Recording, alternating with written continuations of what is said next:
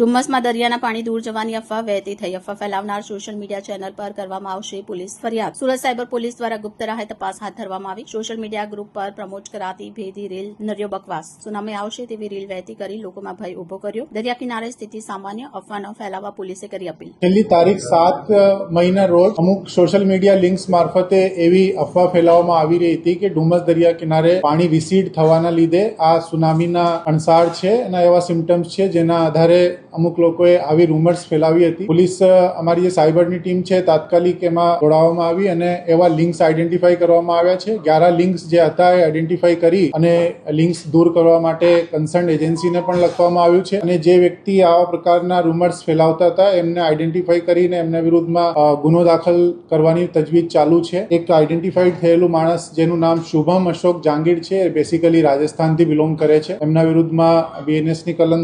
353(1)B આધારે misinformation ફેલાવવા અને લોકોમાં પેનિક ક્રિએટ કરવાના આધારે ગુનો દાખલ થયું છે. આપના મારફતે હું એક વિનંતી કરવા માંગુ છું કે આવી કોઈ પણ પ્રકારની ન્યૂઝને આગળ ફોરવર્ડ ના કરવામાં આવે અને આ બધી જ રૂમર્સ જે છે બેસલેસ અને મિસઇન્ફોર્મેશન છે. આવી કોઈ પણ બાબત થયેલ નથી અને આ એકદમ સત્યથી વિપરીત છે, કેમ કે આ એકદમ નેચરલ ફિનોમિના છે કે પાણી હાઈ ટાઈડ થાય ત્યારે ઉપર આવી જાય છે, લો ટાઈડ થાય ત્યારે પછી પાણી પાછળ જતું રહે છે. આવી ઘટના એકદમ નેચરલી બનતી હોય છે, પરંતુ એને મિસઇન્ફોર્મેશન ફેલાવીને લોકોની અંદર એક અલગ પ્રકારનું પેનિક ક્રિએટ કરવામાં આવતું, એટલે તાત્કાલિક કાર્યવાહી હાથ ધરવામાં આવી છે. આને લગતી અધિકૃત એજન્સીઓ છે, એજન્સીઓના મારફતે જ્યારે કોઈ ન્યૂઝ આવે તેને જ ધ્યાને મૂકવા અમારી ખાસ વિનંતી છે. અમારા જે લોકલ પોલીસ તંત્ર છે એમને પણ ત્યાંના દરિયા કિનારેના જે કામો છે એમના ગ્રામજનોની સાથે પણ વાત કરી અને એવા કોઈ લિંક એને ધ્યાને આવે તો એ તાત્કાલિક પોલીસને રિપોર્ટ કરવા માટે પણ કહેવામાં આવેલું છે. એમને જાગૃત કરવામાં આવ્યા છે અને